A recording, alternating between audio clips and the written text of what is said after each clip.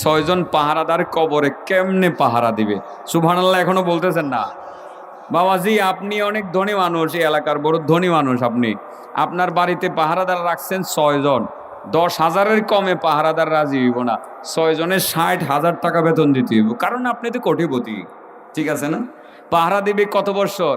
আপনার হায়াত যত বৎসর তত বৎসর, হয়তো আপনি 100 বৎসর বাঁচবেন, আপনাকে পাহারা দিবে। বাবাজি এই দুনিয়াতে 100 বৎসরের আপনার নিরাপত্তা নিশ্চিত করার জন্য আপনি পাহারাদার নিয়োগ দেন, টাকা আছে তারে বেতন দেন। কবরের জগৎটা তো প্রায় এখন থেকে আনুমানিক 1.5 লক্ষ বৎসরের জীবন হবে, এখন থেকে কিয়ামত পর্যন্ত, এটা আনুমানিক বলছি আর কি। ওই কবরের মধ্যে কি আপনার পাহারাদার নিয়োগ করা দরকার আছে না? আমি 6 জন পাহারাদার নিয়োগ দিয়ে যাবো, একটা হবে বেতন দেওয়া লাগবে না। আপনাকে কবরে পাহারা দিবে, আযাবের ফেরেশতাকে আপনার কাছে বিটতেই দিবে না। পাহারাদারটা নিয়োগ দিতাম, তাহলে বিকল্প মাত্র একটা বললাম, আরেকটা রয়েছে কিন্তু। আরেকটা বিকল্প আছে, যে বিকল্প আমলটা করলে হাজারো হাজারো রাকাত নফল নামাজের তুলনায় বেশি নেকি পাইবেন, এবং হাজারো মাস রোজা রাখার চেয়েও বেশি নেকি পাইবেন, এবং কি যেন বলছিলাম, লক্ষ কোটি টাকা দানের চেয়েও বেশি নেকি পাইবেন। আরেকটা বিকল্প আছে, আমি কিন্তু বিকল্প ব্যবসা ব্যবস্থা করে দিয়ে যাইতেছি আপনাদের জন্য, আপনারা নিয়ে যাইবেন সবাই ইনশাল্লাহ, মনোযোগ দিয়ে শোনেন। আপাতত পাহারাদার নিয়োগ দিই, খুব দরকার। সুফিয়ান সাউরি রহমতুল্লাহ আলাইহি, উনি এক ধরনের মানুষ, এক ধরনের মেজাজি মানুষ। যখন টাকা হইতো, টাকার গরম দেখাইতো। টাকার কি দেখাইতো? টাকার কিন্তু একটা গরম আছে, বাবাজান আছে না? টাকার একটা গরম আছে। টাকা হইলে কিন্তু বাপ সবই ভিন্ন, ঠিক আছে না? আমার সাথে ওই দিন আমার এক পরিচিত বন্ধু বলে যে, ওই ইউকে গেছিলাম, আসছি তো কিছুদিন পরে আবার কানাডায় যাব।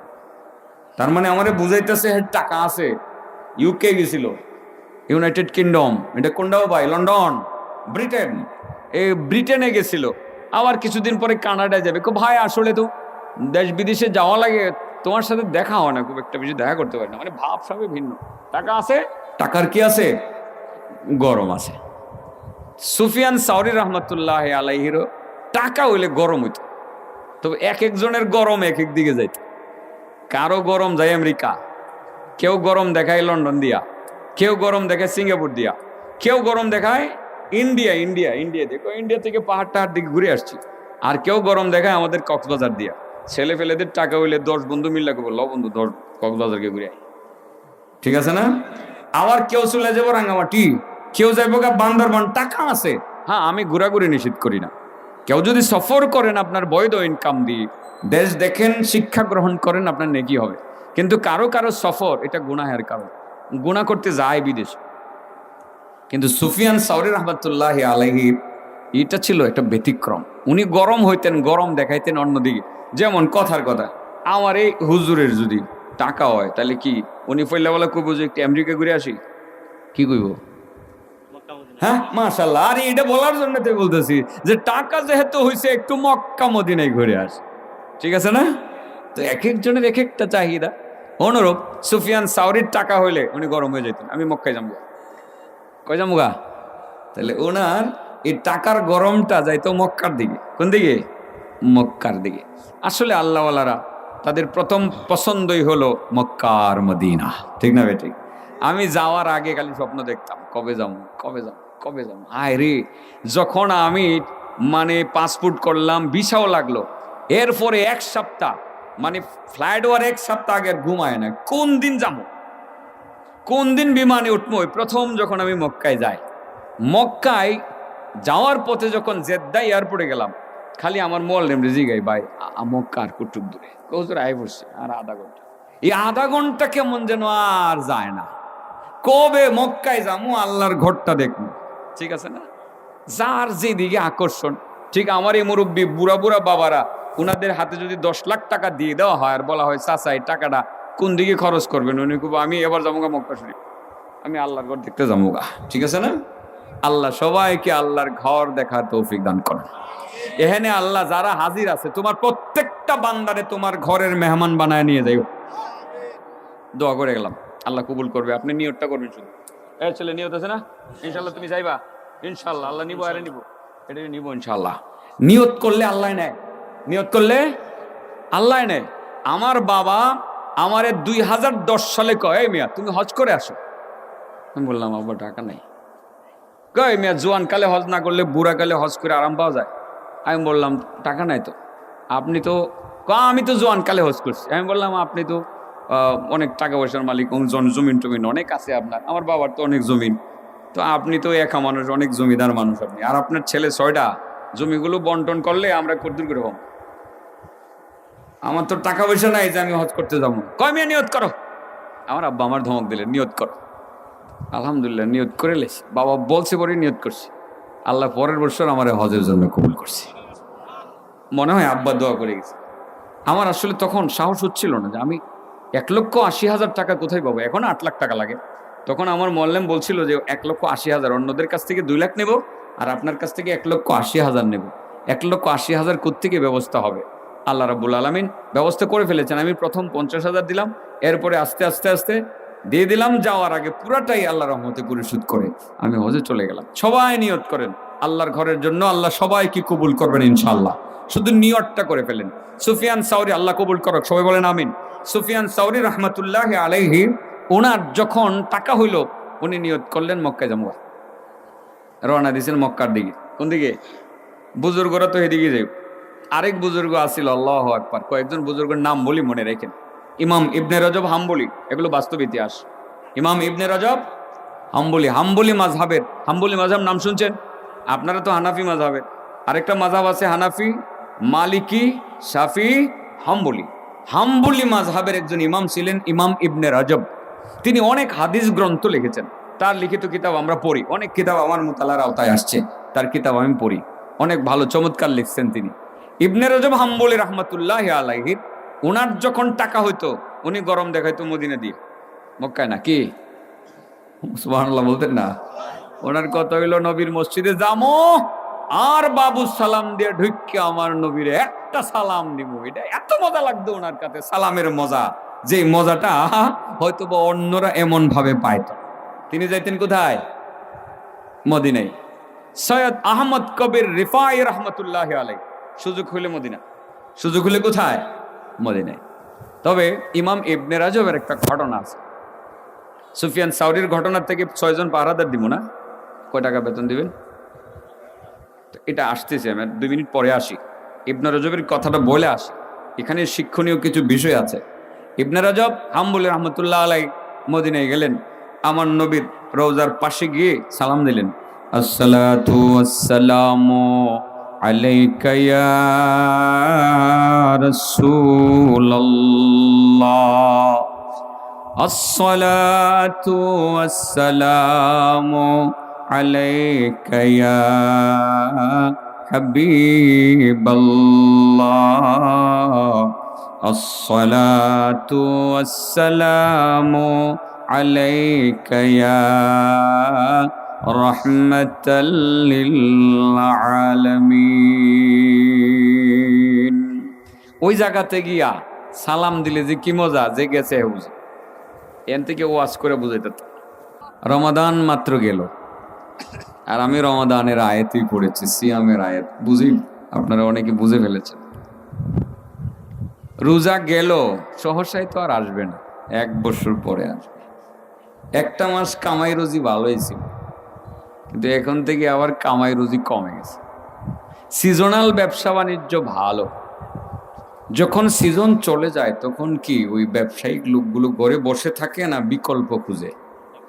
হ্যাঁ, খুব গুরুত্বপূর্ণ কথা, মনোযোগ দিয়ে শুনবে। এক একটা ব্যবসার একটা সিজন আছে। একটা সিজনে কাপড়ের ব্যবসা, ঈদ সিজনে বড় বেচাকিনি হয়। সারা বছরে যতটা ব্যবসা হয় 3-4 দিনে এর চেয়ে বেশি ব্যবসা করে কাপড়ের ব্যবসায়ীরা। এটা আমি কেন বললাম? কারণ আমার নরসিংদী হলো কাপড়ের জংশন, ঠিক আছে না? 3-4 দিনে যা কামাই করে বাকি 11 মাসে তা কামাই করতে পারে না। তার মানে কি সারা বছর এরা বসে থাকে? রোজার পরে এরা বিকল্প চেষ্টা করে, দেখি আর কি করা যেতে পারে। অনুরূপ ভাবে রমজান আমাদের ব্যবসা বাণিজ্য ভালো ছিল, নেকির ব্যবসা। কিসের ব্যবসা? সওয়াবের ব্যবসা ভালোই ছিল। রমজান আর 11 মাস আগে আর আসবে না। তাহলে কি ঘরে বসে থাকলে চলবে না, তো বিকল্প চিন্তা করতে হবে। যেই বিকল্প চিন্তার মাধ্যমে এমন কিছু রমাদানের সাথে সংশ্লিষ্ট আমল খুঁজে বের করব, যে আমলগুলো করলে বাকি 11 মাসের ব্যাকআপ দিবে। সুবহানাল্লাহ বলেন। এমন গুরুত্বপূর্ণ কিছু আমলের কথা বলবো, যে আমলগুলো করলে পুরা 1 বৎসরের রোজার নেকি পাইবেন। সুবহানাল্লাহ বলতেছেন। এমন আরেকটা বিকল্প আমলের কথা বলবো, যেটা হাজারো মাস রোজা থেকে উত্তম, হাজারো হাজারো রাকাত নফল নামাজ থেকে উত্তম, কোটি কোটি টাকা দান খয়রাত থেকেও উত্তম। দুইটা বিকল্প। বলেন বিকল্প কয়টা? আমার সাবজেক্টের নাম দুইটা বিকল্প। রমাদানের দুইটা বিকল্প। বিকল্প বুঝেন তো কি ভাই জান? বিকল্প বুঝেন না? যেমন আমি বলছিলাম কিনা আশেপাশে কোন মাঠে যেন আসছিলাম, একটা বিকল্প বলছিলাম। অনেকেরই তো মনে চায় তাহাজ্জুদ পড়তে, কিন্তু পড়তে পারে নাই। বিকল্প আছে না? 3-4টা বিকল্প আছে। এর মধ্যে একটা বিকল্প হলো সূরা বাকারার শেষ 2টা আয়াত পড়বেন। যতবার পড়বেন ততবার তাহাজ্জুদের নেকি পাবেন। আরেকটা বিকল্প হলো মান সাল্লা রাকাতাইনি আও আকসারা বাদাল ইশা ফাকাদ বাতাল্লাহু লাহু সাজিদা ওয়া কাইমা। আল্লাহ রাসূল বলেন, দুর্বল মানুষ তাহাজ্জুদ পড়ার ইচ্ছা আছে কিন্তু উঠতে পারবে না। ডাক্তারে এমন ওষুধ লেখছে জাগতেই পারবে না। বিকল্প কি? আল্লাহ রাসূল বলেন, তোমার যদি এরকম মনে হয় জাগতে পারবে না, তাহলে এশার নামাজটা পুরা 2 রাকাত নফল পুরা ঘুমিয়ে যাও, তুমি পুরা রাত্রে তাহাজ্জুদের নেকি। তাহলে রমজান তো গেল, রমজান তো 11 মাসের আগে পাবো না।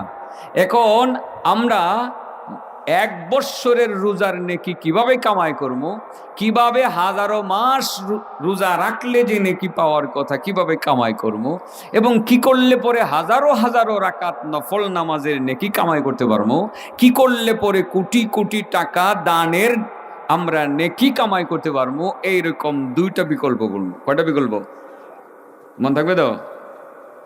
একটা বিকল্প শুরু করে দেই। আপনারা জানেন আজকের বয়ানে কেউ বলেছেন কিনা আমি জানি না, আমার কাছে মনে হলো যে এটা বলা দরকার, আমি বলতেছি। আল্লাহ রাসূল সাল্লাল্লাহু আলাইহি সাল্লাম বলেন, মান সামা রমাদান, যে ব্যক্তি রমাদানের রোজা রাখে, সুম্মাত্তাবা, কেউ আতবা পড়ে, সিত্তাম মিন শাওয়াল কানা লাহু কাসিয়ামিদ দাহর। যে ব্যক্তি রমাদানের পর শাওয়াল মাসে, আজকে কয় তারিখ? 4 তারিখ। যে ব্যক্তি রমাদানের পর শাওয়াল মাসে 6টা রোজা রাখবে, আল্লাহ তাআলা তাকে পুরা 1 বৎসরের রোজার নেকি দিয়ে দিবে। বিকল্পটা কেমন হইল? চমৎকার একটা বিকল্প। পাশাপাশি শাওয়াল মাসের 6টা রোজা, এটা যে কত দামি আর কত গুরুত্বপূর্ণ যদি আমি আপনাদের বলি, তো আমার মনে হয় কারো সেই 6টা রোজা ছাড়তে মনে যাবে। এলাকার গুরুস্থানটা জানি কোন দিকে? ওইদিকে কবরস্থান আছে, তো বহু মানুষ মারা গেছে না? তো আপনাদের এলাকায় এখন যারা আছেন মনে হয় বাঁচবেন না মারা যাইবেন, এই কবরে শোয়া লাগবে। আর কবরে শুইতে হইলে বা কবরের জিন্দেগিটাতে আরাম পাইতে হইলে এমন কিছু আপনার করে যেতে হবে আমল, যে আমল আপনাকে কবরে সারাক্ষণ পাহারা দিতে থাকবে। শাওয়াল মাসের 6টা রোজা যদি কেউ রাখে, এই 6টা রোজা কবরে তাকে 6 জন পাহারাদার হইয়া হরদম পাহারাদারি করবে। বোঝানোর জন্য আমি আপনাদের একটা গল্প শোনাবো, যে গল্পটাকে একটা হাদিসে সাপোর্ট করে। আর গল্পটাও সাধারণ কোনো মানুষের গল্প না, সুফিয়ান সাউরি রাহমাতুল্লাহি আলাইহির গল্প। যিনি প্রখ্যাত আলেম, তিনি মুহাদ্দিস, তিনি ফকিহ, বহুত বড় আলেম ছিলেন। তিরমিজি শরীফ নামের একটা কিতাব আছে, জামিউত তিরমিজি। এই কিতাবের প্রায় পৃষ্ঠাতে যার নাম আমরা দেখতে পাই সুফিয়ান সাউরি। রাহমাতুল্লাহি আলাইহির নাম।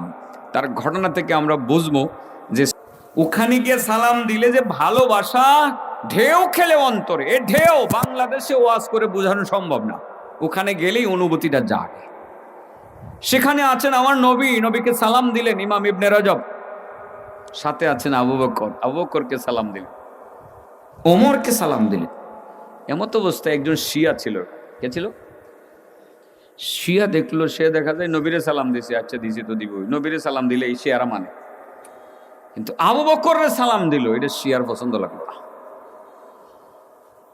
ওমরকে সালাম দিল, শিয়াদের এই শিয়ার পছন্দ লাগলো না। শিয়া চিন্তা করলো, হ্যাঁ আমার সামনে আবু বকরের সালাম দিল, কারণ শিয়াদের ধর্ম কি জানেন?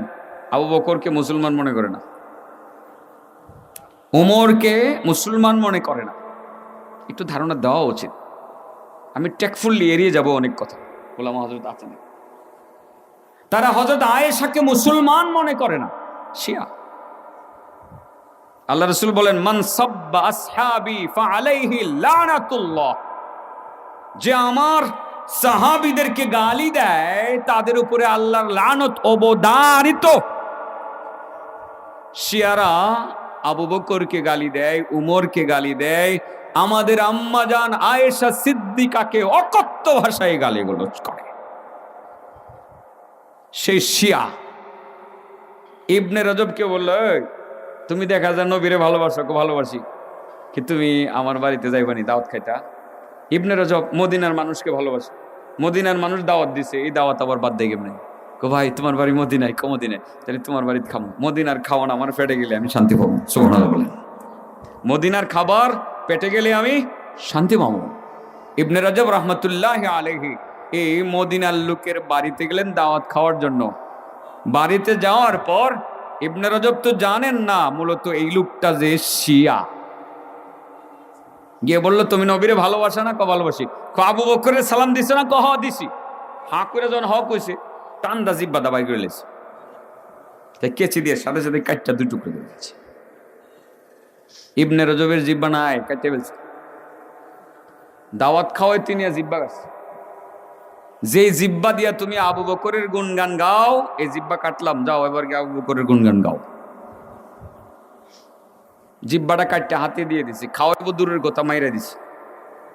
উনি তো গেছিলেন মদিনার মানুষের বাড়িতে খাবেন, মদিনার খাবার বড় স্বাদ, বড় মজা, আমার কাছে মজা লাগে।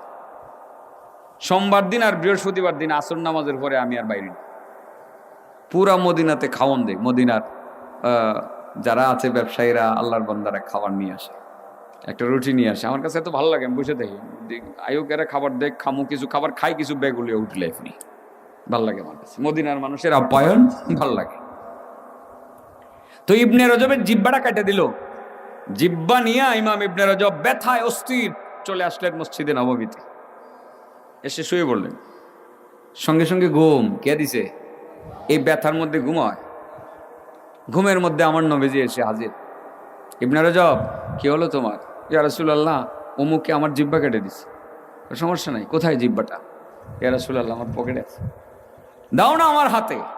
হাতে দিলেন, হাঁ করো। হাঁ করলেন। আস্তে করে আমার নবী স্বপ্ন যোগে ইবনে রজবের জিব্বার টুকরাটা ভিতরের জিব্বার যে অংশ, ওটার সাথে লাগিয়ে দিলেন। ইমাম ইবনে রজব বলেন, ঘুম থেকে জায়গা দেখি আমার জিব্বা আগে জায়গায়, ব্যথা নাই, রক্ত নাই, মনে হয় কেউ কাটেইনি। সুবহানাল্লাহ। যার ভালোবাসা যেমন, রেজাল্টও তেমন। আমরা এরকম ভালোবাসতে পারি নাই, এরকম রেজাল্টও আমরা পাইনি। আমাদের ভালোবাসা তো মুখে আর গানে আর গজলে, আমাদের ভালোবাসা মুখে গানে আর গজলে, বাস্তব ভালোবাসা নাই, আমলের ভালোবাসা নাই, নবীর উপরে দুরুদ নাই, নবীর সুন্নতের উপরে আমল নাই। কয়জন আল্লাহর বান্দা দৈনিক 100 বার দুরুদ পড়ে? অথচ এরকম বুজুর্গ যারা হাজারো বার তারা দুরুদ পড়তেন, আল্লাহুম্মা সাল্লি আলা মুহাম্মদ, অথচ আমরা সারাদিন ইচ্ছাকৃতভাবে হুজুরের না বইলা দিলে আমরা দুরুদ পড়তে চাই না। দুরুদের আমল করবেন তো ইনশাল্লাহ সবাই? আমি দুরুদের ফজিলত আজকে বলতে পারলাম না, শুধু এতটুকু বলে যায় যে দুরুদ দ্বারা ফুলসেরাত পার হওয়া যায়, দুরুদ দ্বারা হাউজে কাউসারের পানি পান করা যায়, এবং দুরুদ দ্বারা আজরাইলের কঠিন শাস্তি থেকে, আযাব থেকে, মরণের আযাব থেকে মুক্তি পাওয়া যায়। দুরুদ দ্বারা আসমানের ফেরেশতাকে আল্লাহর দরবারে দোয়াতে কাজে লাগানো যায়। শুধু একটু কথা বলে গেলাম, পাশে এক মাহফিলে দুরুদের 4টা ফজিলত আমি বলছিলাম, এবারের সিজনে বলছি, আজকের বললাম না। ইমাম ইবনে রজব হাম্বলির জিব্বা আল্লাহ রাব্বুল আলামিন ফেরত দিলেন তার নবীর মাধ্যমে। ভালোবাসতেন, যেমন ভালোবাসা তেমন রেজাল্ট, ঠিক আছে না? ঠিক অনুরূপ ভাবে সুফিয়ান সাউরি রহমতুল্লাহ আলাইহির যখন টাকা হইতো, টাকার একটা গরম ওনার চলতো, উনি মক্কায় চলে যেতেন। কোথায়? ইবনে রজব যাইতেন মদিনায়, আর সুফিয়ান সাউরি যাইতেন কোথায়? মক্কায়। মক্কায় গিয়ে আল্লাহর ঘর চতুর্দিকে, মানে ঘরের চতুর্দিকে ঘুরতেন আর দোয়া কালাম করতেন। আল্লাহর ঘর তো ঠিক আছে না, আল্লাহর ঘরকে ভালোবাসতেন। 7টা চক্কর দিলে পরে একটা তাওয়াফ হয়, তিনি 7টা চক্কর লাগাইলেন। 7টা চক্কর লাগাইয়া মাকামে ইব্রাহিমের 2 রাকাত নামাজ পড়লেন। মাকামে ইব্রাহিমের 2 রাকাত নামাজ পড়ে তিনি এবার জমজমের পানি পান করে এক জায়গায় বসলেন।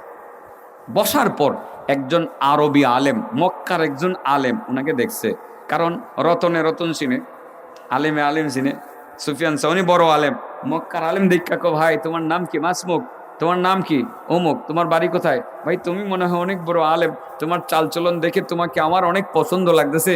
ভাইয়া তোমার একটা কথা বলি। কি কথা? আমার না মনে চায় তোমার লগে বন্ধুত্ব করতাম, একটা খবর তোমার আমি জানাইয়া দেই, আমি তোমারে বলো ভালোবাসি।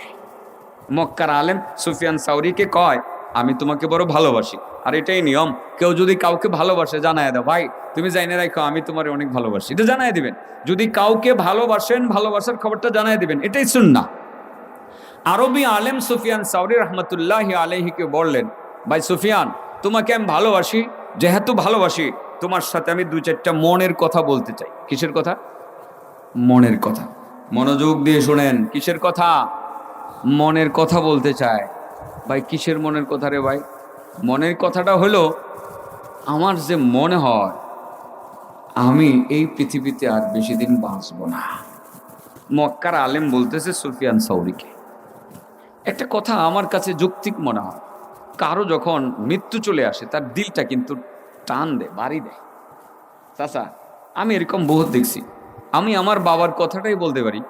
আমার বাবা আমাকে একদিন ফোন করলো, যেদিন মারা যাবেন এর কয়দিন আগে ফোন করে বলল, বাবা তুমি কি একটু বাড়িতে আসতে পারবা? আমি বললাম, আব্বা খুব দরকার। কহ দরকার ছিল, কিছু কথা ছিল, আমার শরীরটা বেশি ভালো থাকে না, তুমি একটু আসো তো।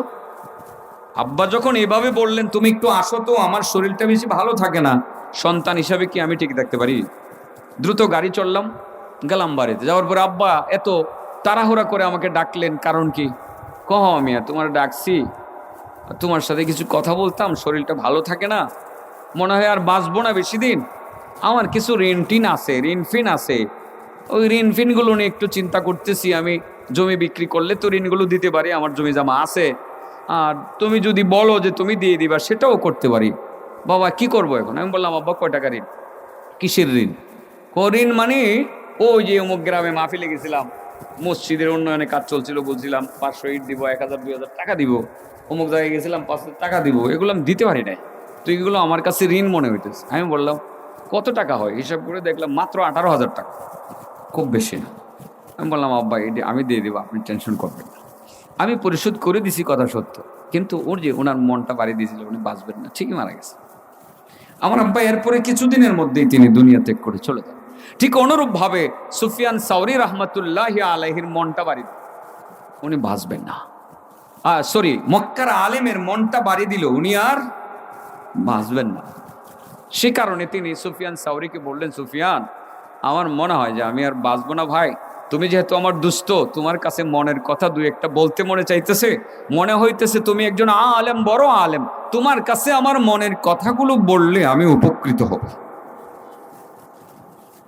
সুফিয়ান সাউরি বলেন, ভাই তুমি যে আমারে দুস্থ বানায় বললা তুমি বাঁচবা না, তো আমি কি বাঁচবো নাকি? দুনিয়াতে বাঁচবো কেটা? আমিও তো বাঁচবো না। যেহেতু আমিও বাঁচবো না, তুমিও বাঁচবা না, তো স্বাভাবিক কথা, এটা নিয়ে ঘাবড়ানোর কি আছে? কোনা ভাই আমার মনে হয় তোমারে আল্লাহ আরো হায়াত দিব, আমি মনে হয় থাকবো না। আচ্ছা পরের কথা, দোস্ত আরেকটা কথা বলি। কি কথা? সেটা হলো যে আমি যদি মারা যাই, আমার বাড়িটা হলো ওই যে পাহাড় আছে, পাহাড়ের পাশে। তুমি আমার মরণের খবরটা শুনলে দয়া করে একটু আমার বাড়িতে যাইও। সুফিয়ান সাউরি বলেন, ইনশাল্লাহ, আমি কথা দিলাম, আমি যদি বেঁচে থাকি, তোমার আগে না মরি, তো কথা দিলাম তোমার বাড়িতে যাব। ভাই আরেকটা কথা বলি। ও কি কথা? ও ভাই, আমার বাড়িতে গিয়া তুমি নিজের হাতে আমারে গোসল করায়ও। কেমন আবেগের কথা! সুফিয়ান সাউরির চোখের পানি টলটল করে পড়ে। একদিনের পরিচিত বন্ধু তার জীবনের সব দুঃখ কষ্ট আমার কাছে বলে ফেলতেছে। তিনিও একজন আলেম। সুফিয়ান সাউরি বলেন, দোস্ত, আমি কথা দিলাম, যদি আমি বেঁচে থাকি, আমি তোমার বাড়িতে যাব, আমি তোমার বাড়িতে গিয়ে আমি তোমাকে নিজের হাতে গোসল কর। এবার আরবি আলেম বলেন, সুফিয়ান আরেকটা কথা বলি। কি কথা? দোস্ত, আরেকটা কথা হইলো যে তুমি তো আমারে গোসল করাইবা, আমার জানাজার নামাজ ঠেকেটা পড়াইব। দোস্ত, আমার একটা আবেদন, তুমি আমার জানাজার নামাজের ইমামতিরে কইল। হ্যাঁ, সুফিয়ান সাউরি বলেন, দোস্ত ঠিক আছে, আমি তোমার জানাজার নামাজের ইমামতিটা করব। দোস্ত আরেকটা কথা বলি। কি কথা? দোস্ত, তুমি যে আমার জানাজার নামাজ পড়বা, আমার এই কবরে তো কেউ নামাইব। দোস্ত, যেই নামায় সাথে তুমিও নামি, তোমার হাতে আমারে মাটি দিও। একজন আলেমের প্রতি কত আস্থা রাখছেন! কারণ রতনে রতন ছিঁড়ে জানে আল্লাহওয়ালার হাতে মাটিতে রাখলে হয়তো বা তার কল্যাণ হবে। সুফিয়ান সাউরি চোখের পানি ফেলে দিয়ে বললেন, দোস্ত সব কিছু আমার উপরে তুমি ছেড়ে দিচ্ছ, যাও। কথা দিলাম, যদি আমি বেঁচে থাকি আর তোমার মৃত্যুর খবর পাই, আমি নিজের হাতে তোমাকে মাটিতে রাখবো। নিজের হাতে তোমাকে মাটিতে রাখবো। এবার আরবি আলেম বলেন, দোস্ত আমার আর কথা নাই, লাস্ট একটা কথা আছে। দোস্ত, আমার যে অন্ধকার কবরে রাইখা তুই আইবা, এই অন্ধকার কবরে আমারে পাহারা দিব কেনা? আমি একা একা এই কবরে থাকবো কিভাবে?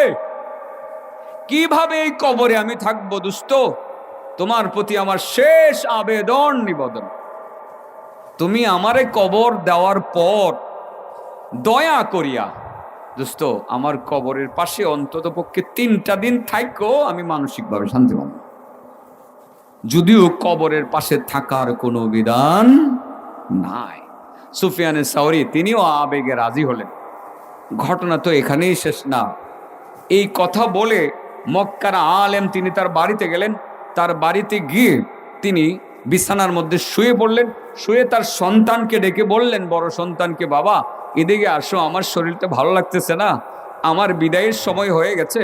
আব্বু তুমি একটা কাজ করিও, আমার মরণের খবরটা ওই মক্কাতে গিয়ে দেখবা একটা জায়গা আছে, ওই যে তাওয়াফ শেষ করে কিছু আলেম এক জায়গাতে বসে, ওখানে গিয়ে দেখবা একজন আলেম আছে, চেহারাটা এমন, মাথার পাগড়িটা এমন, নাম তার সুফিয়ান সাউরি, আমার মরণের খবরটা খালি তার কাছে একটু জানাইয়া দিও বাবা, এই দায়িত্বটা তোমারে দিয়ে দিলাম। এই কথা বলে সন্তানের সামনে আরবি মক্কা আলেম সঙ্গে সঙ্গে দুনিয়ার মায়া ত্যাগ করে তিনি বিদায় নিয়ে চললেন। ছেলে তো বাবার কথা মনে আছে, দৌড় দিলেন মক্কায়, কাবার পাশে চত্বরে গিয়ে দেখেন যে একজন আলেম বসা আছেন। আঙ্কেল আপনার নাম কি? সুফিয়ান সাউরি। কাহা, আমার নাম সুফিয়ান সাউরি। আঙ্কেল আমার বাবার নাম অমুক, তিনি কিছুক্ষণ আগে মারা গেছেন, তিনি আমাকে মরণের আগে বলে গেছেন আপনার কাছে তার মৃত্যুর খবরটা জানিয়ে দেওয়ার জন্য। সুফিয়ান সাউরি কাহা মারা গেছে। ইন্না লিল্লাহি ওয়া ইন্না ইলাইহি রাজিউন। তিনি পড়লেন, পরে বললেন, তোমার বাবার সাথে আমার কথা ছিল, ওয়াদা ছিল তোমার বাড়িতে যাওয়ার জন্য, আমারে নিয়ে চলো। সেই আরবি আলেমের বাড়িতে সুফিয়ান সাউরি রহমাতুল্লাহি আলাইহি চলতে শুরু করলেন, যাইতে শুরু করলেন। তিনি গেলেন, তিনি গিয়ে নিজের হাতে গরম পানি করলেন, নিজের হাতে গরম পানি করে তাকে গোসল করালেন, গোসল করিয়ে তাকে তার জানাজার নামাজের ইমামতি করলেন, জানাজার নামাজের ইমামতি করে তাকে কবরে রাখলেন। কবরে রাখার পর তিনি চিন্তা করলেন, আমি না কথা দিছিলাম তার কবরের পাশে 3 দিন থাকবো, যদিও থাকার কোনো বিধান নেই, এমনিতেই তিনি একটা তিরফাল টানাইলেন, তাবু বানাইলেন। তাবু বানাইয়া উনি এবার একটু রাতের বেলা তন্দ্রায় গেলেন। উঙ্গানি, উঙ্গানি বলেন না, তন্দ্রচ্ছন্ন অবস্থায় শুনছিলেন কে যেন তাকে বলতেছিল, সুফিয়ান, ওই সুফিয়ান, আর এই কবরের পাশে তুমি কি করো? তোমার তো কবরের পাশে থাকার কোনো প্রয়োজন নাই, তুমি কি করে যাও? অনুমতি নাই থাক। উনি তন্দ্রা থেকে মানে স্বপ্ন থেকে উঠে গেলেন, উঠে চিন্তা করলেন আমার কেটা কি নাই তো ডানে মামা কেউ, ও স্বপ্ন, স্বপ্ন তো স্বপ্নই। সেকেন্ড টাইম আবার তন্দ্রা ছন্ন অবস্থায় স্বপ্ন দেখলেন, কে যেন বলছে রে সুফিয়ান, তোমাকে না বলছি এখান থেকে চলে যাও, তুমি এখানে কি করো? ওঠো এখান থেকে, কবরে কিসের পাহারাদারি করবা, ওঠো এখান থেকে, উঠো। সুফিয়ান সাউরি এবার জেগে দেখলেন কেউ নাই, ভাবলেন স্বপ্ন তো স্বপ্নই। এবার তৃতীয়বার তিনি স্বপ্ন দেখলেন, সেই লোকটাই কঠিন হুঙ্কার দিয়ে ধমক দিয়ে বলছিলেন, এই সুফিয়ান, তোমাকে বলছি এখান থেকে চলে যাওয়ার জন্য, তুমি এখানে কি করে যাও? তুমি কিসের পাহারাদারি করবা? এখান থেকে সোজা চলে যাও। এবার সুফিয়ানে সাউরি ডেকে বলেন, ভাই রে, তুমি 3 বার আমাকে শাসন করলা, কঠিন ভাবে কথা বললা, ভাই ঘটনা কি? আমাকে এরকম বলছো কেন? তুমি আমাকে ধমক দিচ্ছ কেন? তুমি কেন আমাকে এসব কথাবার্তা বলছো? একটু খুলে বলো তো। সেই লোকটা বলল, আলী আল্লাহর বান্দা, আমি তো তোমার সাথে রাগ করি নাই, কবরের ভিতরে তুমি পাহারাদারি করবা কেমনে? মাটির উপরে থাইকা কবরের ভিতরের আযাব থেকে আল্লাহর বান্দাকে তুমি বাঁচাইতে পারবা? তুমি কিসের পাহারাদারি করবা? ই আল্লাহর বান্দাকে, তাছাড়াও তোমার পাহারাদারি করার কোনো দরকার নাই। আল্লাহর বান্দা নিজেই 6 জন পাহারাদার দুনিয়াতে থাকতে তার কবরে নিয়োগ দিয়ে গেছে। এবার সুফিয়ান সাউরি রহমাতুল্লাহ আলাইহি 6 জন পাহারাদার নিয়োগ দিয়ে গেছে। এটা কোনটা আবার? কত ভাই 6 জন পাহারা নিয়োগ দিছে কেমনে? নিয়োগ দিছে যখন রমজান মাস আসতো, পুরা রমজানের রোজা রাখতো, রোজা রাখার পর ঈদের দিনের পরে শাওয়াল মাসের মধ্যে 6টা রোজা রাখতো। সুবহানাল্লাহ বলেন। এই 6টা রোজা আজকে তাকে কবরের মধ্যে পাহারাদারি করতেছে, তার পাহারাদারির জন্য এই 6টা রোজাই যথেষ্ট। সুবহানাল্লাহ বলবেন না? তার পাহারাদারির জন্য এই 6টা রোজাই যথেষ্ট, তাকে পাহারাদারি করতেছে। তুমি এখানে আজে বাজে কি করতেছো? এখানে থাইক্কা তাবু গাইরা তুমি তোমার জায়গায় যাও, তাকে তোমার পাহারাদারি করতে হবে না। এই রমজান মাসের পরে শাওয়ালের 6টা রোজায় তাকে পাহারাদারি করতে আছে, তার পাহারাদারির জন্য 6টা রোজাই যথেষ্ট। বিকল্প পাইলেননি? হ্যাঁ, শাওয়ালের 6টা রোজা। আপনারা কি বলেন রোজাগুলো রে? সয়মের রোজা, সয়ালের রোজা, শাওয়ালের রোজা, সয়লের রোজা। আসলে আইয়াম শাওয়াল মাসের 6 দিনের 6টা রোজা, 6 দিনের 6টা রোজা আপনাকে কবরে পাহারা দিবে। বিকল্পটা রেডি আছে তো? বুঝতে পারলেন তো আপনারা? এই বিকল্পটা নেওয়া যাবে না। তাছাড়া কবরে আরো পাহারাদার আছে, আমি আরেকজন পাহারাদারের নাম বললা থুয়ে যাই। বিকল্প কিন্তু আরেকটা রয়ে গেছে। হাজারো বৎসর, হাজারো মাস রোজা রাখার নেকি পাইবেন, কোটি টাকা দানের নেকি পাইবেন, হাজারো রাকাত নফল নামাজের নেকি পাইবেন। ছোট্ট একটা আমল আছে, এই আমলটা বাটি অঞ্চলে বেশি দরকার। আমি ইচ্ছাকৃতভাবে এটা শুরু করছি। এই আমলটা বাটি অঞ্চলে খুব বেশি দরকার। এটা আইতাছে একটু পরে। কবরে 6 জন পাহারাদার দিলাম ভাইজান, বেতন কয় টাকা দিবেন? লাগবে না। শাওয়াল মাসের 6টা রোজা মহিলারা মনে হয় বেশিরা, শতকরা 70%, আর পুরুষ শতকরা 30%। হ্যাঁ, মহিলারা 70% রাখে, আর পুরুষেরা 30%। আর কম চাচা, মান সম্মান সব যাবো, কিন্তু এরা আগায় যাইতেছে, মহিলারা আগায় যাইতেছে, মান সম্মান সব যাইবো। আগামীকাল থেকে রোজা শুরু করে দেন, ঠিক আছে না? শুরু করে দেন, দেখি আমিও চেষ্টা করবো রাইকালাইতাম। আসলে জার্নি করি তো, জার্নি করা অবস্থায় অনেক সময় নফল রোজাগুলো রাখতে পারি না। মাঝে মধ্যে নিজের কাছে মনে হয় যে আমি ভুল করতেছি। আয়া ঠিক মতো খাইছি, আর পাটি অঞ্চলে আইলে নিয়ত করে আয় যে মাছ খাবো। কথা বলছেন না তো? আইসি পরে বালা মাছ খাওয়াইছে, আয়ের মাছ খাওয়াইছে, এইদিকে আইলে নিয়ত করে যে এনে গেলে গুস্ত টুস্ত খাইতাম না, এরা তাজা মাছটা খাওয়াইবো, যে মাছটা আমাদের শহর অঞ্চলে পাই না। তা আইলে এরাও বুঝে, আপনাদের বাড়ি অঞ্চলের মানুষ, যে হুজুররা জিডি আইতাছে শহর থেকে, এটার মাছ খাওয়াইলেই খুশি। এই জন্য এরা আয়ের মাছ, মানে কাটা মাছ যেটা কোন আর কি, আপনারা এটা ম্যানেজ করে, বা ভালো ভালো মাছের ম্যানেজ করে, এই জন্য এদিকে এসে খায়। যাই হোক, যতই আমরা খাই, রোজা কিন্তু 6টা রাখবো ইনশাল্লাহ, ঠিক আছে তো? কবরে আরেকজন পাহারাদার আছে, যে পাহারাদারের পাওয়ার অনেক বেশি। একজন কিন্তু আরো 3 জন পাহারাদার। কয়জন? আমি 3 জন পাহারাদারের নাম বলি। এটা বলছি কেন? এটার একটা কারণ আছে। এই পাহারাদারের নাম আমার বলার কথা ছিল না, আমার এলাকার কিছু লোকজন বলে দিছে, হুজুর পাহারাদার সম্পর্কে কিছু কইেন। যদিও এরা পাহারাদার হিসাবে বলার জন্য বলে নাই, এরা অন্য অ্যাঙ্গেলে বলছে। আমি আরেকটা হাদিস বলে ফেলি, এরপরে অন্য বিকল্পটা বলবো। আল্লাহ রাসূল বলেন, ইউতার রাজুলু ফি কবরি ফাইদা উতিয়া মিন কিবালি রাসিহি দাফাতুহু তিলাওয়াতুল কুরআন। সুবহানাল্লাহ।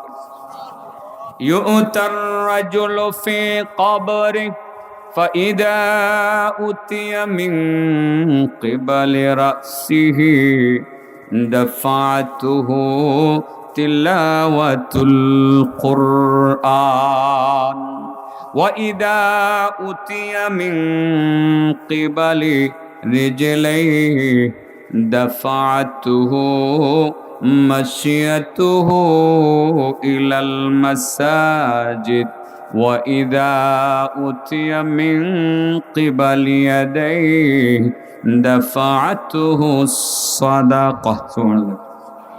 আল্লাহ রাসূল বলেন, যখন কোনো আল্লাহর বান্দাকে কবরে দেওয়া হয় তখন একদল ফেরেশতা একদম অস্ত্র শস্ত্র নিয়ে তার মাথার দিকে যায়, মুঙ্গুর নিয়ে কে মাথার মধ্যে চেঁচা দিবে। কোথায় চেঁচা দিবে? মাথায় মারবে। তখন সঙ্গে সঙ্গে তার মাথার পাশে একজন সাহায্যকারী দাঁড়ায় বলে, এই ফেরেশতা বেরো, আল্লাহর এই বান্দার মাথার মধ্যে মারবা দূরের কথা, তুমি টাচও করতে পারবে। বলিষ্ঠ আরেকজন পাহারাদার দাঁড়ায়, সাহায্যকারী। সুবহানাল্লাহ বলবেন না? ওই সাহায্যকারীর নাম তিলাওয়াতুল কুরআন। নাম কি বলেন? তিলাওয়াতুল কুরআন। কোরআন না বাবা, বলছি আমি এদিকে। নাম কি এটা? না, শুধু কোরআন না। কোরআন তো অনেক সময় গিলাফি ঢুকায় ঘরের মধ্যে সাজায় থুয়ে দেয়। এই কোরআন কি আপনার কবরের মাথার দিকের আযাব থেকে বাঁচাইব? তিলাওয়াতুল কোরআন। বলেন কি? ওই যে আপনি সূরা ফাতিহা তিলাওয়াত করতেন, সূরা ইখলাস তিলাওয়াত করতেন, সূরা কাউসার তিলাওয়াত করতেন, রমজান মাসে জোহরের নামাজের পরে গাতায়া গাতায়া পড়তেন ইয়াসিন ওয়াল কুরআনিল হাকীম। এই যে গাতায়া গাতায়া আপনি একটু একটু তিলাওয়াত করতেন মাহে রমজানে, এই তিলাওয়াতটা তখন আপনার কবরের পাশে। হ্যাঁ, কাসিমি সাহেব আইসা গেছে, আলহামদুলিল্লাহ না? কি বলেন? আলহামদুলিল্লাহ। জি, আপনারা শান্ত থাকুন। আপনাদের এখানে কয়েক বছর বক্তা আসে নাই, আপনারা বরাবরই কষ্ট পাইছেন। এবার সবাই মনে হয় আইসা পড়ছে, পরে এদিকে দূর দেওয়া শুরু করছে। এরা রে কি হয়েছে, ঘটনা কি? আরে হুন্ডার আওয়াজ এনে, হুন্ডার আওয়াজ। এদিকে আয়, এদিকে পোলাওয়ান ধরে বসেন, আপনারা বসেন। উনি বয়ান করবেন আসরের পরে, এখন করবেন না। বয়ান করবেন কোন সময়? আসরের পরে বয়ান করবেন। এখন গেলেগা কিন্তু আপনারা পাহারাদার হারাইবেন, ঠকবেন কিন্তু মনে রাখেন। আমি গঠনমূলক কথা বলি, যতটুক বলি শুরু থেকে শেষ পর্যন্ত সিরিয়ালে বলি। যদি দুই একটা কথা হারাইলাম তো হারাইছেন, আর পাইতেন না, এবার আর পাইতেন না। যখন আল্লাহর বান্দাকে কবরে রাখা হয় তখন তিনজন সাহায্যকারী তাকে সাহায্য করতে কবরে ঢুকে। কয়জন সাহায্যকারী? একজন মাথার পাশে দাঁড়ায়, তার নাম তিলাওয়াতুল কোরআন। তার নাম কি? তিলাওয়াতুল কোরআন। দেখেন এই তিলাওয়াতুল কোরআন আপনাকে কেমন সাহায্য করবে। আল্লাহ রাসূল সাল্লাল্লাহু আলাইহি ওয়াসাল্লাম বলেন, ইদা মাতাল আলিম সাওয়ারাল্লাহু লাহু ইলমাহু ফি কবরি ফায়ুআন্নিসুহু ইলা ইয়াউমিল কিয়ামাহ ويدرأ عنه هوام الأرض। আল্লাহ রাসূল সাল্লাল্লাহু আলাইহি ওয়াসাল্লাম বলেন, যখন কোনো আলেম মারা যায়, আলেম মানে যে কোরআন শিখে, কোরআন অনুযায়ী আমল করে, ওই রকম কোরআনের ধারক বাহক যখন মারা যায়, মারা যাওয়ার পরে এই কোরআনটা একটা আকৃতি ধারণ করে তার জন্য কবরে। কেমন আকৃতি? চমৎকার একটা আকৃতি। এত সুন্দর আকৃতি আপনি ইতিপূর্বে আর দেখেন নাই, দেখবেনও না। এই আকৃতি নিয়ে এই কোরআন সরাসরি কবরের ভিতরে চলে যায়। সুবহানাল্লাহ বলে। হ্যাঁ, একদম কবরের ভিতরে চলে যায়। একটা আকৃতি নিয়ে মাথার পাশে বসে থাকে। বৈশা ইয়াদরা ও আনহু হাওয়ামাল আরদি, জমিনের যত হাওয়া আছে, সাপ বিচ্ছু কীরা পোকা যা আছে সবগুলোকে কোরআন নিজের হাতে সরায়া দেয়। এই যে আল্লাহর বান্দা শোয়া আছে, তিনি কোরআন পড়তেন, এই কোরআন সুন্দর আকৃতি ধারণ করে কবরের ভিতরে যত সাপ বিচ্ছু আসবে সবগুলোকে নিজের হাতে সরিয়ে দিবে। এরপরে কি বলবে? ফায়ু আন্নিসুহু ইলা ইয়াউমিল কিয়ামা, এরপরে বলবে দোস্ত তুমি দুনিয়াতে আমারে ভালোবাসতা তো, তিলাওয়াত করতা, মহব্বত করতা, সেই কারণে আমি তোমারে কবরে প্রায় 1.5 লক্ষ বৎসর তোমারে পাহারাদারি করলাম। ও দোস্ত তুমি এই কবর থেকে হাসরের মাঠে যাইবা কেমনে যাইবা? দুর্গম পথ, লম্বা পথ, তুমি পাড়ি দিবা কিভাবে? তুমি তো রাস্তাঘাট চিনো না। হাসরের মাঠে গেলে তো সূর্যের তাপে তোমার মগজ গলে যাবে, গলতে গলতে নিচে নিক্ষিপ্ত হবে, সূর্য মাথার কাছাকাছি থাকবে। ও দোস্ত আমি তোমাকে কবর থেকে একা হাসরের মাঠে ছাড়তে পারি না, আমি ছাড়বো না, তুমি ভালো কোনো জায়গা পাবা না, আমি আছি তোমার সঙ্গে, হাসরের মাঠে তোমাকে নিয়ে যাব, আল্লাহর আরশের ছায়ার নিচে তোমার জায়গা নিশ্চিত করে দিয়ে আসবো, এর আগে আসবো না। কোরআন নামক পাহারাদার আরো বলিষ্ঠ পাহারাদার, ঠিক না বেঠিক? এই কোরআনের সাথে সম্পর্কটা আপনাদের একটু ভালো রাখতে হবে বাবা। তিলাওয়াতের মাধ্যমে, কোরআনকে মহব্বতের মাধ্যমে, উলামাদেরকে মহব্বতের মাধ্যমে, এই কোরআনের মাদারেসগুলোকে মহব্বতের মাধ্যমে। একদম জীর্ণ শীর্ণ একটা মাদ্রাসা দিকে এসেছি, সিমলা মাদ্রাসা এমন থাকার কথা না, সিমলা ঐতিহ্যবাহী একটা গ্রাম। এই মাদ্রাসাটা ছোট্ট একটা জায়গায় এলো মেলু ভাঙ্গাচোরা থাকবে কেন? ভালো একটা জায়গায় নিয়ে আসেন আপনারা, সুন্দর করে ঘর করেন, এখানে নিয়ে আসবেন, সুন্দর করে ঘর করেন, ঘর করে মাদ্রাসাটা বড় করেন, হাজারো শত শত ছাত্র লেখাপড়া করুক, কোরআনের চর্চা ঘরে ঘরে ঢুকে যাক, আপনারা সেটা করবেন।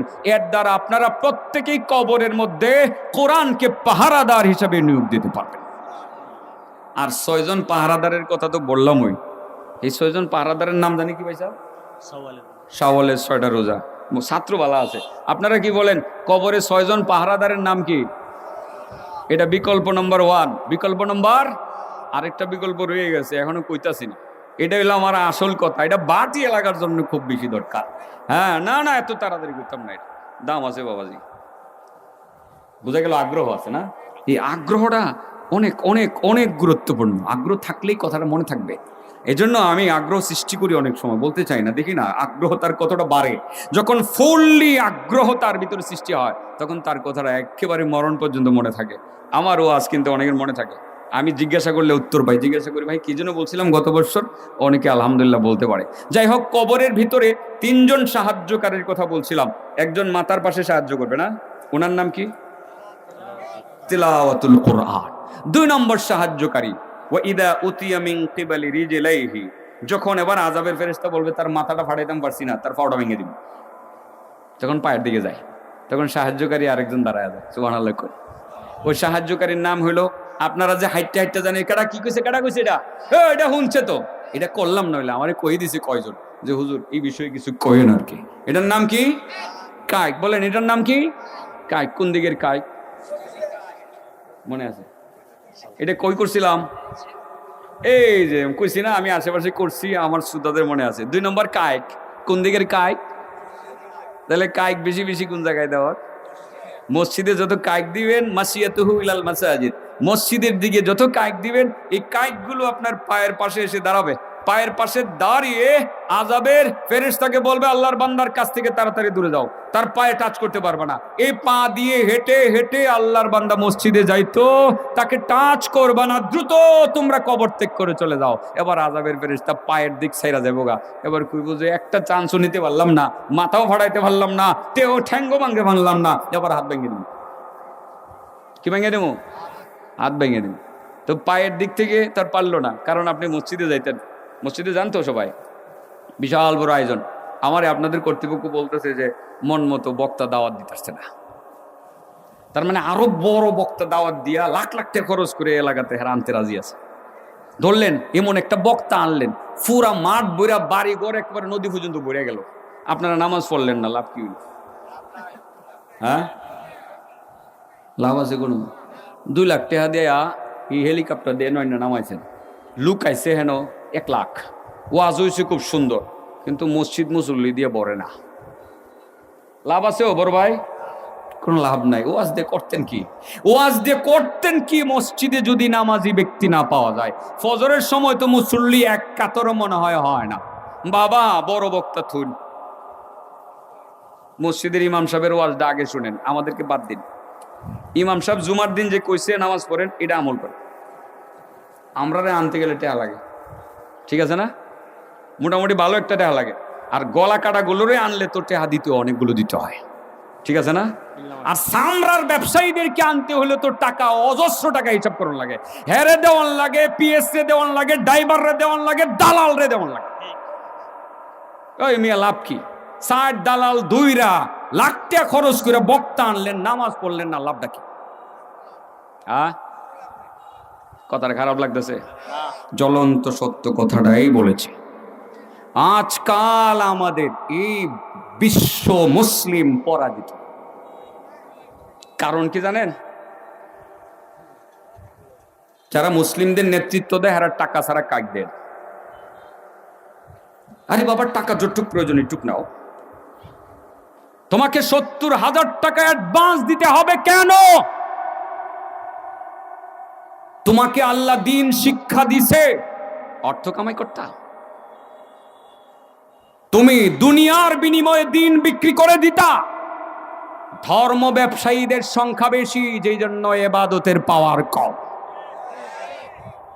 মানুষ বলে না ধর্ম ব্যবসায়ী, এদের সংখ্যা বেশি, ইবাদতের পাওয়ার কম।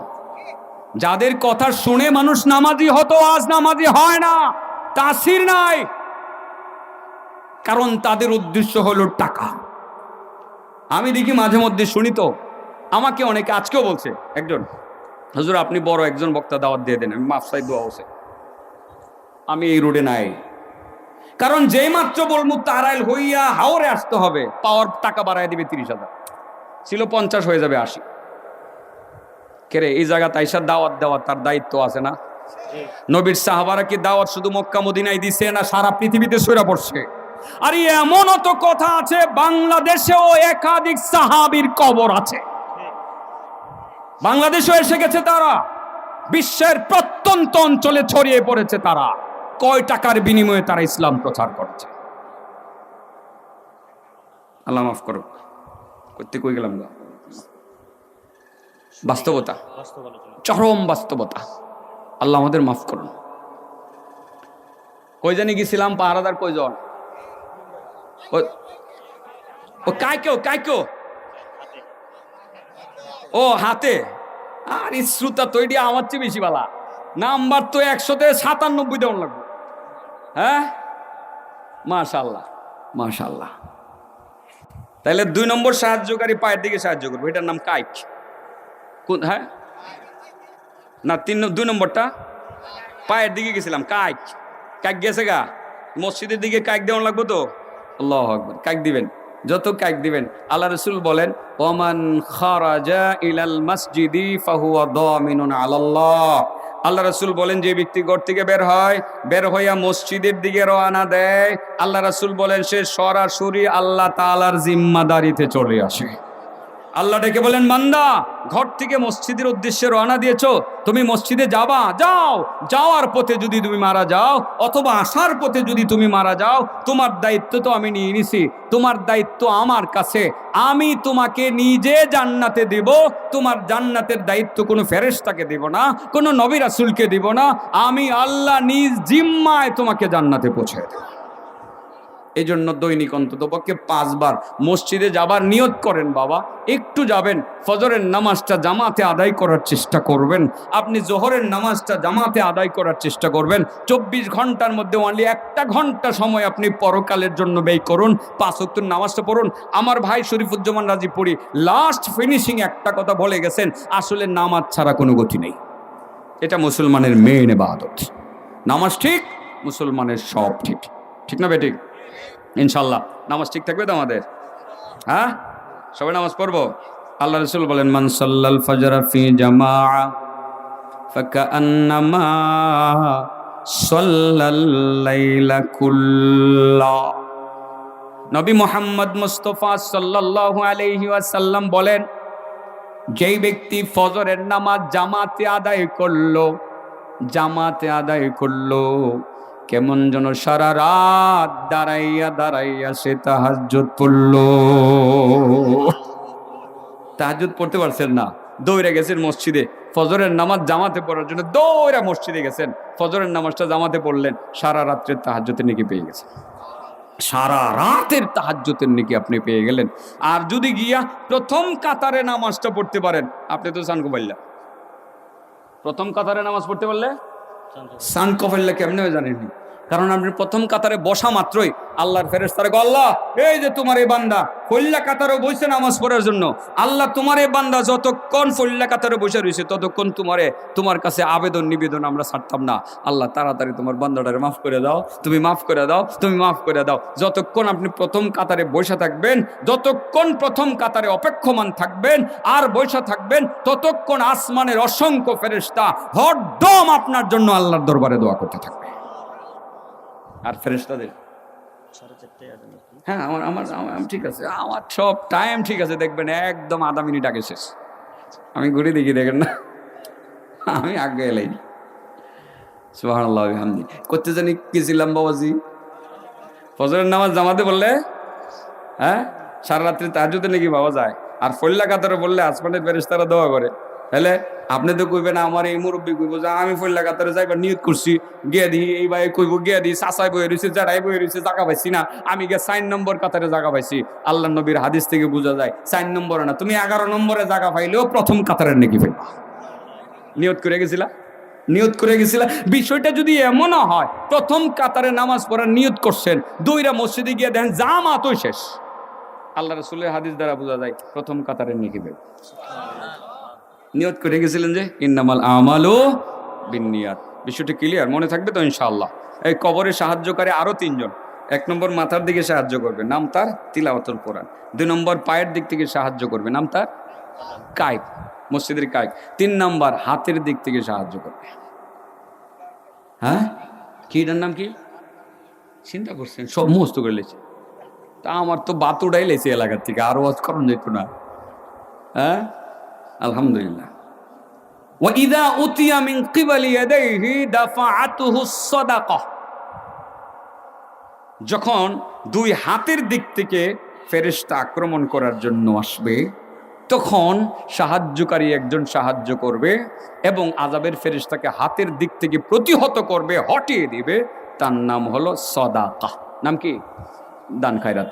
মাঝে মধ্যে করবেন নি, মাটি ভরাট করেন, কিন্তু কয়ে থেকে গেলাম এই হ্যান থেকে মাদ্রাসা তাড়াতাড়ি এনে আনেন, বিল্ডিং বানান, কাজ করেন।